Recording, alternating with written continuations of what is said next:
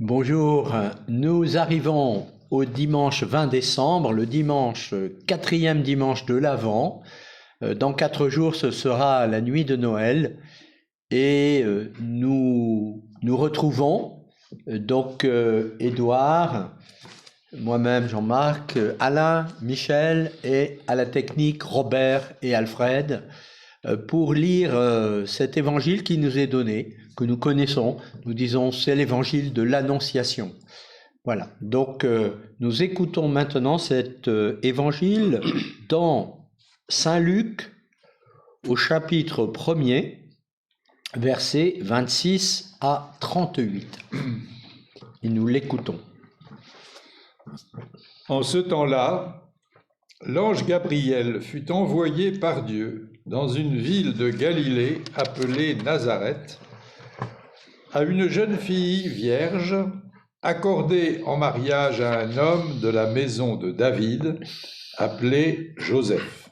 Et le nom de la jeune fille était Marie. L'ange entra chez elle et dit : « Je te salue, comblée de grâce, le Seigneur est avec toi. » À cette parole, elle fut toute bouleversée et elle se demandait ce que pouvait signifier cette salutation. L'ange lui dit alors : « Sois sans crainte, Marie, car tu as trouvé grâce auprès de Dieu. Voici que tu vas concevoir et enfanter un fils. Tu lui donneras le nom de Jésus. Il sera grand, il sera appelé Fils du Très-Haut. Le Seigneur Dieu lui donnera le trône de David, son père. Il régnera pour toujours sur la maison de Jacob et son règne n'aura pas de fin. » Marie dit à l'ange : « Comment cela va-t-il se faire puisque je ne connais pas d'homme ? » L'ange lui répondit : « L'Esprit Saint viendra sur toi. La puissance du Très-Haut te prendra sous son ombre. C'est pourquoi celui qui va naître sera saint. Il sera appelé Fils de Dieu. Alors voici que dans sa vieillesse, Élisabeth, ta parente, a conçu elle aussi un fils et en est à son 6e mois, alors qu'on l'appelait la femme stérile. Car rien n'est impossible à Dieu. Marie dit alors : « Voici la servante du Seigneur, que tout m'advienne selon ta parole. » Alors l'ange la quitta. Là, nous pouvons lire personnellement cet évangile maintenant, en silence, des deux côtés de cette table, et peut-être nous laisser retenir par une chose ou l'autre qui nous touche davantage, ou une autre que nous avons du mal à comprendre. Nous lisons personnellement cet évangile.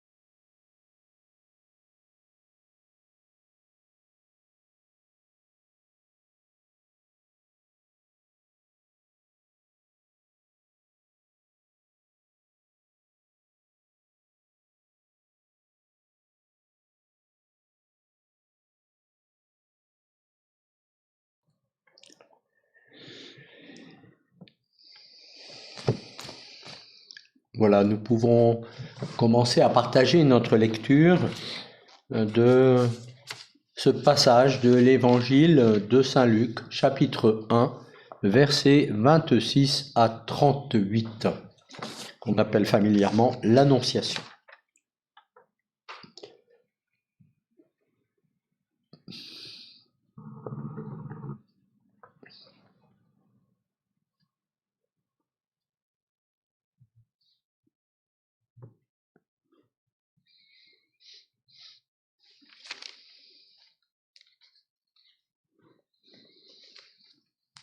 Moi, je relève d'abord ce qui est au début et à la fin. Au début, l'ange entra, et à la fin, l'ange la quitta. Ça ouvre, je ne sais pas si c'est une parenthèse ou... ça encadre. Et puis quand même, on peut charger de sens ces mots. Là, l'ange entra, il y a quand même la survenue d'une nouveauté, quelque chose qui n'était pas prévu, qui entre, et ça arrive aussi quelquefois dans nos vies. L'ange entra, et tout de suite un autre paysage s'ouvre. Et puis ensuite, l'ange la quitta. Maintenant, à toi de jouer. On sait aussi dès le début qu'elle s'appelle Marie, elle est vierge, fiancée à un homme du nom de Joseph de la maison de David. Alors ça nous surprend souvent, mais c'est une époque où dans la vie traditionnelle, on peut fiancer, promettre en mariage une jeune fille de 11 ans ou 12 ans à un homme plus âgé qu'elle, et ça y est, ils sont engagés l'un avec l'autre, même s'ils ne vivent pas ensemble. Donc voilà, dans nos cultures, c'est peut-être moins courant, surtout aujourd'hui, mais à l'époque, bon, chez nous, les rois, par exemple, il y a eu des mariages comme ça pour Louis XIV et d'autres, et c'est donc la culture locale de ce temps. Il y a aussi une marque temporelle, il n'y a pas la marque il entre, il sort, mais il y a aussi le 6e mois. Alors, l'indication du 6e mois est intéressante. Le 6e mois au début, là, le 6e mois, l'ange Gabriel, et puis l'ange Gabriel lui-même dit « Et voici qu'Élisabeth ta parente, elle en est à son 6e mois, elle qu'on appelait la stérile. » Donc cette marque, elle est intéressante parce qu'elle accroche du coup l'histoire de Élisabeth et l'histoire de Marie, elle l'accroche ensemble, l'histoire de Jean-Baptiste et l'histoire de Jésus, c'est accroché ensemble. Et quand Marie va arriver, c'est raconté après, hein, chez Élisabeth, puisqu'elle part aussitôt, on peut supposer qu'elle reste, il est marqué qu'elle reste environ 3 mois, on peut supposer qu'elle est là jusqu'au moment de la naissance de Jean-Baptiste, et qu'elle partira que après la naissance de Jean-Baptiste. Il y a un entrelacement de Jean-Baptiste de Jésus, là, qui est indiqué de manière subtile, mais qui est repérable, enfin, qui est intéressant à repérer pour nourrir la prière, notamment. Ça dit que le timing de la naissance de Jésus remonte au jour de la conception de Jean-Baptiste. Voilà, c'est ça le T0 voilà, exactement. De la naissance de Jésus.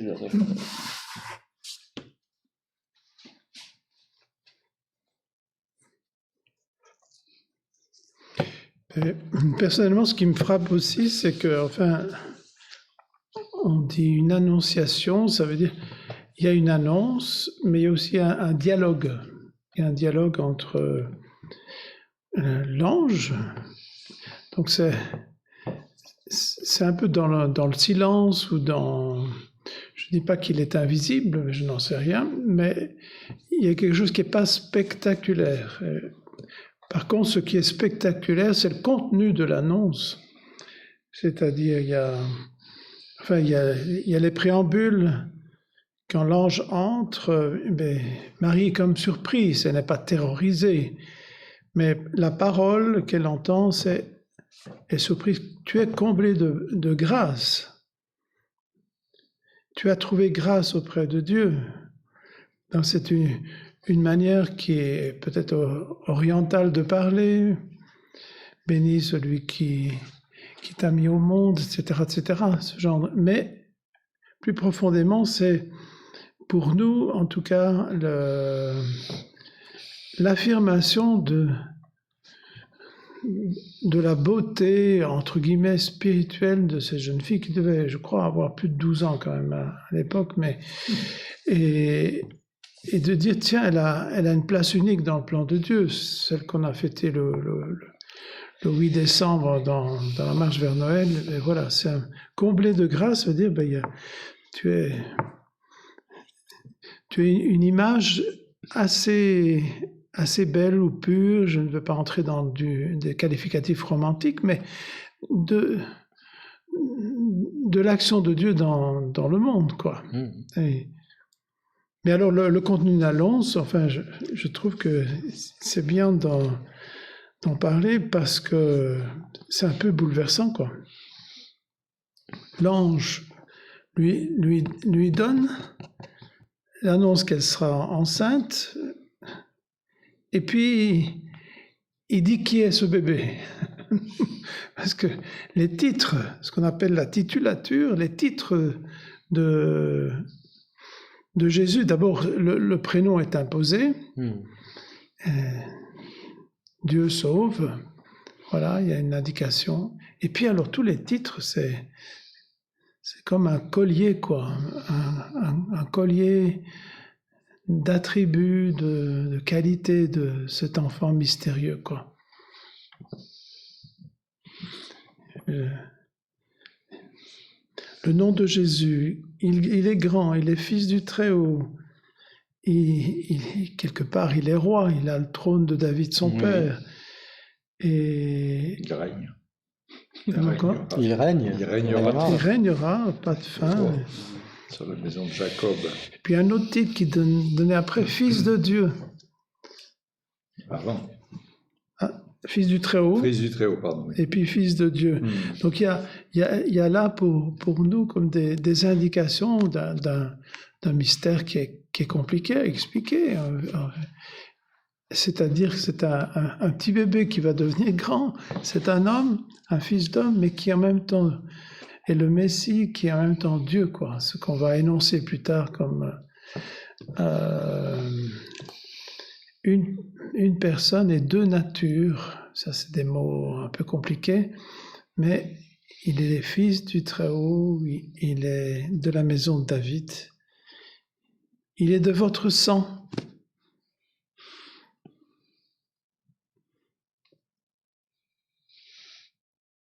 Il est de votre sang à travers le corps de Marie. Oui, et la lignée Et de il David. est de Dieu à travers l'Esprit. L'Esprit. Oui, parce que généralement, enfin, il me semble que l'on dit que l'Annonciation aboutit à ce oui de Marie, le fiat, et qu'on attribue, puisqu'on a parlé de temporalité, à ce moment-là, Jésus est conçu. Oui. C'est à ce moment-là.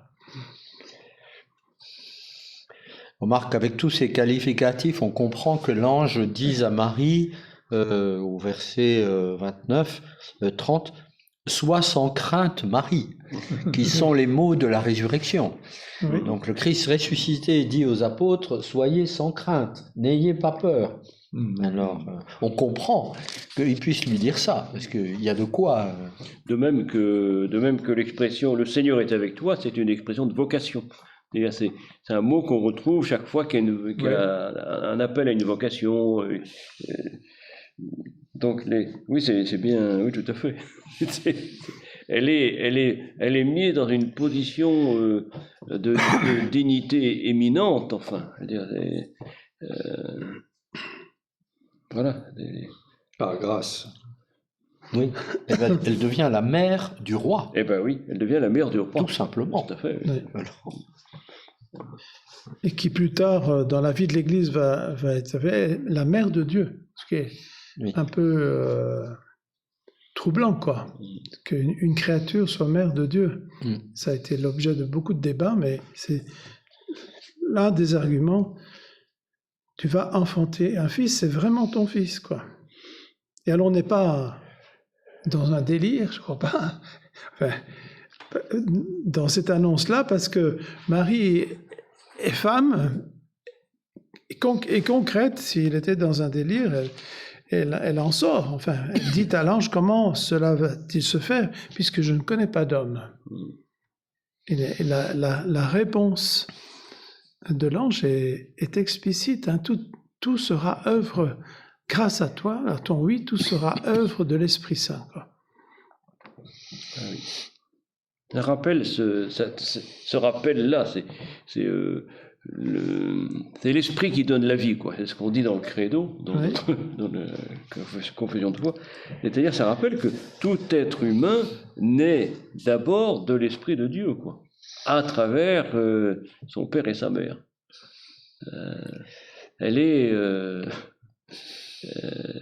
C'est l'esprit qui donne la vie, quoi. L'esprit qui fait vivre la chair, voilà, c'est ce qui était. Il indique l'origine, quoi. L'origine qui passe par le corps de Marie, quoi. Oui, fils du Très-Haut, fils de Dieu, tout ça. Voilà. Là, c'est intéressant parce que le Joseph, il ne faut pas croire que le Joseph, il n'a pas de rôle là-dedans, parce que aucun être humain ne vient au monde sans avoir un père et une mère, même si c'est quand même Dieu qui est à l'origine de la vie et du père et de la mère et de l'enfant.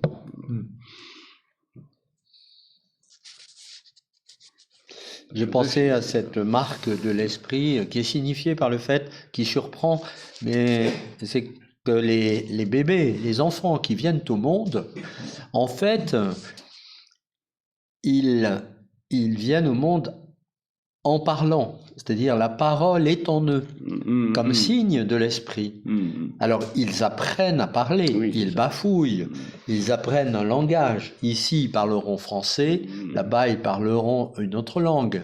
Mais la parole les habite, voilà, avant même en naissant, quoi. Et ça, c'est le signe de l'esprit. Une chose intéressante d'ailleurs que ce que rappelait Alain à l'instant, c'est que traditionnellement, c'était après la naissance de l'enfant au moment de sa circoncision que le père ou la mère donnait le nom de l'enfant.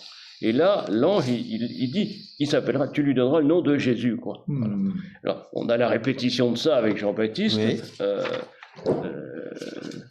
Quand il dit, mais enfin, il n'y a personne qui s'appelle Jean dans la famille. Oui, mais moi, c'est comme ça, voilà.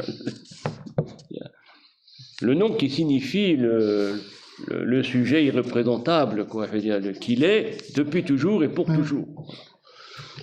Le nom qui vieillit pas, quoi. Il y a une seule chose qui vieillit pas chez nous, c'est notre nom. Tout le reste, ça se déglingue, mais le nom, il vieillit pas. Il reste. Le nom qui le représente et qui est choisi par d'autres que les parents. Qui est choisi par d'autres que les parents. C'est pas les parents qui ont choisi le nom. Donc ils reçoivent l'enfant, ils reçoivent le nom. Et ça, c'est vraiment une rupture avec la tradition. Voilà. Oui. Eux aussi sont dans la position de Jean-Baptiste, pareil, de laisser la place à un autre, oui, tout à fait. Laisser la place à Dieu, absolument, se retirer.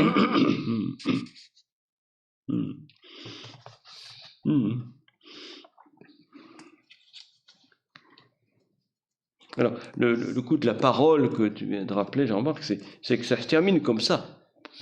En grec, ça se termine sur le mot rhéma, c'est-à-dire une parole qui est en même temps un acte, enfin un acte de parole et une parole en acte, que tout soit fait selon ta parole. Voilà. Oui.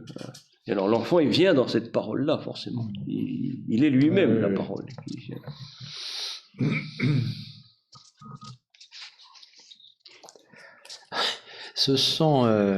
Ce dialogue, tu disais, de parole entre Marie et l'ange, voilà le berceau de l'enfant. L'enfant, il est accueilli dans un berceau de parole. Oui, tout à fait. Ce qui est très suggestif, même pour la vie humaine, de tout être humain. Ici, c'est une conception particulière parce qu'elle est l'œuvre de l'Esprit Saint qui prend sous son ombre.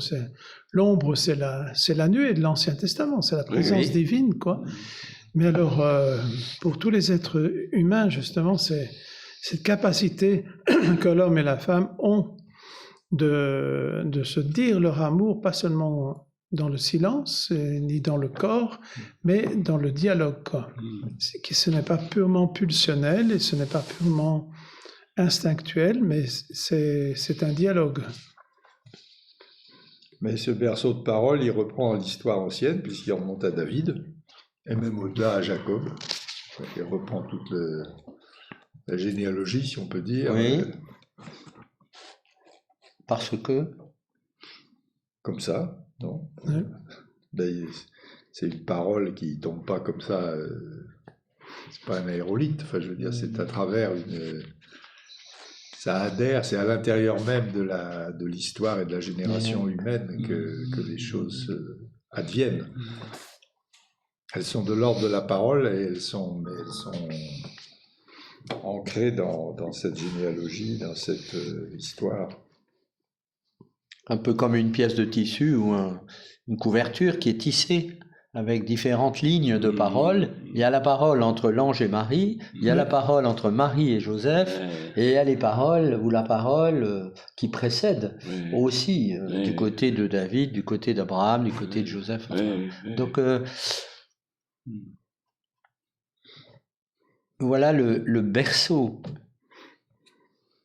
Il y a même la parole aussi entre Élisabeth et Zacharie qui est présente là, puisque c'est le 6e mois. Ce qui est beau, enfin, ce qui est intéressant de voir que cette parole, elle traverse, elle donne la vie à travers tout ce qui peut être un empêchement à la vie, c'est-à-dire la stérilité, ou bien, alors là, on peut négativement, la virginité, mais d'un côté et de l'autre, c'est le don de la vie qui est signifié là et qui traverse tout, quoi. Voilà. Et du coup, ce qui est donné pour Élisabeth, elle qu'on appelait la stérile, voilà qu'elle n'est plus stérile, elle est féconde. Du coup, c'est ce qui devient le signe de la vérité de la naissance virginale de Jésus, quoi, en Marie. Et qui est rappelé par cette parole, car rien n'est impossible à Dieu. Qui est une citation. Aucune parole, mot à mot, aucune parole n'est impossible à Dieu. C'est le mot réma, nouveau, qui est repris par Marie pour dire, eh bien, selon cette parole-là, ok. C'est vraiment une parole d'alliance, quoi. C'est-à-dire, Ah oui. on assiste à la nouvelle alliance, là, voilà.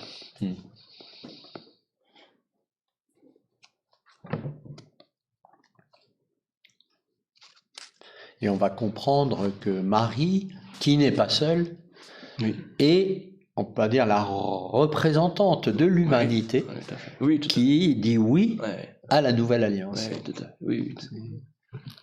À travers l'alliance entre Joseph et elle, entre elle et l'ange, enfin, ce tissage de la parole, c'est ça qui est...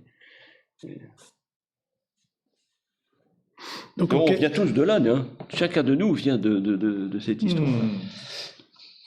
On dit le psaume, on dira en elle tout homme est né. On dira de Jérusalem, en elle tout homme est né. Voilà.